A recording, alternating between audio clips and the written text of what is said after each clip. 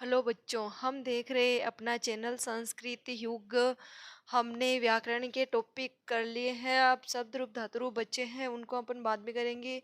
तो अब देखिए, आज हम अनुवाद कार्य स्टार्ट करेंगे। हम आज प्रथम पाठ का अनुवाद करेंगे, जिसमें श्लोक है। आपके श्लोक का अनुवाद करना एग्जाम में आएगा, तो आपको ध्यान रखना है कि अनुवाद करने से पहले आपको प्रसंग भी लिखना है। तो प्रसंग होता क्या है कि हमारी जो किताब का नाम है वो क्या है और अपने जो पाठ है उसका नाम क्या है, तो ये आपको ध्यान में रखना है। तो ये आपके पहला पाठ है, और पहला जो पाठ है वो लसल लतिका से लिया गया है, और इस प्रथम पाठ के जो लेखक है वो हरिदत्त शर्मण है। तो ये दोनों बातें भी आपको ध्यान में रखनी है। और आज हम इस प्रथम पाठ का सबसे पहले अनुवाद देखते हैं। तो देखिए, प्रथम पाठ के अनुवाद में क्या है। दुर्हम अत्र जीवितम जातम प्रकृति एव शरणम शुचि पर्यावरणम महानगर मध्ये चलद अनिशाम कालाय सचकरम मन शोष्यत तनुपेश्यद भ्रमति सदा वक्रम दुदान्ते दशने अमुना शात न एव जन कृष्णम शुचि पर्यावरणम। ये अपना पाठ है। तो देखिए, दुर्वहम का मतलब होता है कठिन, अत्र का मतलब होता है यहाँ, जीवितम का मतलब होता है जीना, जातम यानी हो गया है। तो क्या हुआ, देखो, यहाँ जीना कठिन हो गया है। यहाँ जीना कठिन हो गया है। प्रकृति यानी प्रकृति। एव, यहाँ रुत्व संधि है तो स्वर देखो ए है तो एव। एव का मतलब होता है ही। शरणम यानी सहारा है, अर्थात शरण है, कि प्रकृति ही सहारा है या शरण है। सूची पर्यावरण, सूची का मतलब होता है शुद्ध, पर्यावरण यानी पर्यावरण, पर्यावरण शुद्ध होना चाहिए। यहाँ जीना कठिन हो गया है, प्रकृति ही सहारा है, अतः पर्यावरण शुद्ध होना चाहिए। महानगर मध्य का मतलब होता है महानगरों के बीच में। अनिशम का मतलब होता है दिन रात। चलत का मतलब होता है चलता हुआ। कालाय से चक्रम का मतलब होता है लोहे का चक्र। मन यानी मन को, शोषित यानी सुखाता हुआ, तनु यानी तन को, पेशित यानी पीसता हुआ, भ्रमति यानी चलता है या घूमता है, सदा यानी हमेशा, वक्रम यानी टेढ़ा।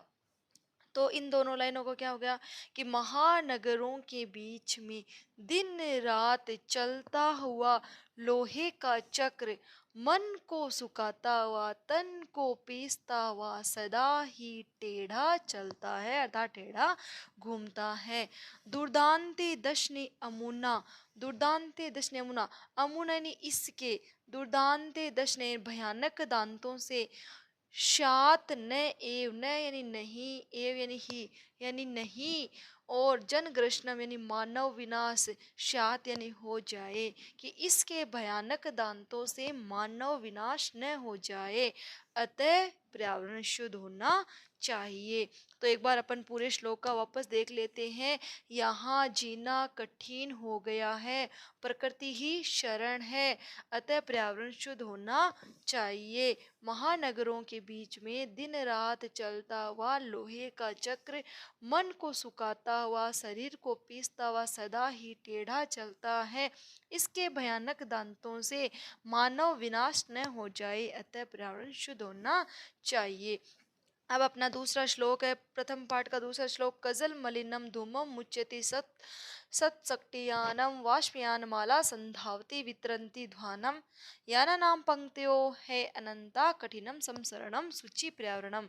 तो देखिए, कजल मलिनम का मतलब होता है काजल के समान, मलिन धूमम का मतलब होता है धुआं, मुच्यति का मतलब होता है छोड़ना, शत का मतलब सौ, शक्ति यानम यानी मोटर गाड़ियां, यानी सैकड़ों, सौ को अपन सैकड़ों भी बोल सकते ना, सैकड़ों मोटर गाड़ियां काजल के समान मलिन धुआं छोड़ती है।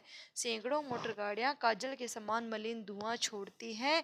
वा वाष्पयान माला का मतलब होता है रेलगाड़ियों की पंक्तियां, संधावती निरंतर दौड़ती है, वितरंती देती हुई या करती हुई, ध्वानम शोर, तो शोर को अपन कोलाहल भी बोल सकते हैं। तो कोलाहल करती हुई, देखो, कोलाहल करती हुई रेलगाड़ियों की पंक्तियां निरंतर दौड़ रही है। सैकड़ों मोटर गाड़ियां काजल के समान मलिन धुआं छोड़ती हैं, शोर करती हुई रेलगाड़ियों की पंक्तियां निरंतर दौड़ रही है। यानानाम पंक्तियों ही अनंत्य कठिनम समसरणम। यानानाम यानी वाहनों की, पंक्तियां यानी पंक्तियां, अनंत यानी अनंत है, कठिनम यानी कठिन, समसरणम यानी चलना कठिन हो गया है। वाहनों की पंक्तियां अनंत है, चलना कठिन हो गया है, पर्यावरण शुद्ध होना चाहिए। तो वापस देखिए, सैकड़ों मोटर गाड़ियां काजल के समान मलिन धुआं छोड़ती हैं, शोर करती हुई रेलगाड़ियों की पंक्तियां निरंतर दौड़ती है, वाहनों की पंक्तियां अनंत है, यहाँ चलना कठिन हो गया है, अतः पर्यावरण शुद्ध होना चाहिए। अब देखिए, जैसे ये आपके आ गया ध्वानम, इसका स्वर है वितरंती, ये आप देती हुई, हुई आया तो आप इसको क्रिया मत समझ लेना, इसमें प्रत्यय लगा हुआ है। मैं इसलिए बता रही हूँ क्योंकि आपके प्रश्न आएगा जिसमें आपको क्रिया पूछी जाएगी। तो इस लाइन की ये क्रिया क्या है, यानी वाष्पयान माला की क्रिया क्या है, समधावती। तो इस प्रकार आपको क्रिया भी ध्यान रखनी है, कहाँ प्रत्यय लग रहा है वो भी ध्यान रखना है। हमने क्षत्रिय प्रत्यय पढ़ा था, उसका अर्थ होता है हुआ। तो हमने यहाँ बोला ना देती हुई, और देखो हमने यहाँ ये क्षत्रिय प्रत्यय तो हमने बोला था कि शरीर को पीसता हुआ, मन को सुखाता हुआ, तो यहाँ भी क्षत्रिय प्रत्यय, यानी इसमें क्षत्रिय प्रत्यय, इसमें भी क्षत्रिय प्रत्यय, यहाँ आपके धातु लग रही है। तो अब तीसरा श्लोक देखते हैं। देखिए, वायुमंडलम भृंशम दूषितम न ही निर्मलम जलम, कुतिस्त वस्तु मिश्रितम भक्ष्यम समलम धरातलम, करणीयम बहि अंतर जगति तु भव शुद्धिकरणम शुचि पर्यावरणम।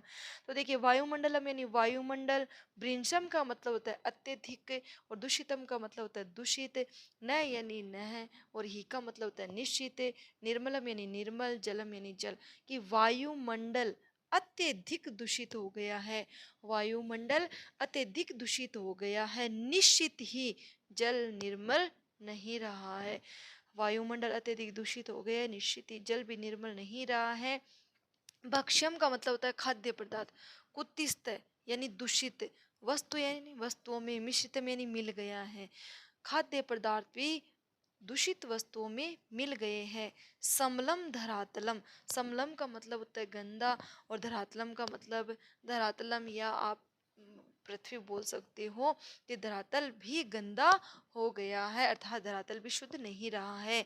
करणीयम यानी करना चाहिए, बही यानी बाहर से, अंत है यानी अंदर से, जगत यानी संसार में, कि इस संसार में बाहर और अंदर से, भव यानी अत्यधिक, शुद्धिकरण यानी शुद्धिकरण, करणीय यानी करना चाहिए, मतलब ये संसार अंदर से और बाहर से अत्यधिक शुद्ध होना चाहिए, अतः पर्यावरण शुद्ध होना चाहिए। तो ये आपके 3 श्लोक थे। प्रथम पाठ के हमने 3 श्लोकों का अनुवाद किए, बाकी 4 का हम कल कर लेंगे। तो आप इनको ध्यान से पढ़ें। अगर आपको एक बार पढ़ने से याद नहीं होता तो इनको बार बार पढ़े, वीडियो को बार बार देख सकते हैं, और आपको किसी भी शब्द का अर्थ समझ में ना आए तो आप मुझे कमेंट कर सकते हैं, और हम ऐसे ही निरंतर मिलते रहे। तो इसके लिए आप थोड़ा मेरा सपोर्ट करें, और चैनल को ज़्यादा से ज़्यादा सब्सक्राइब करें, और आप इस चैनल को ज़्यादा से ज़्यादा आगे बढ़ाएं और बच्चों को भी बताइए। धन्यवाद।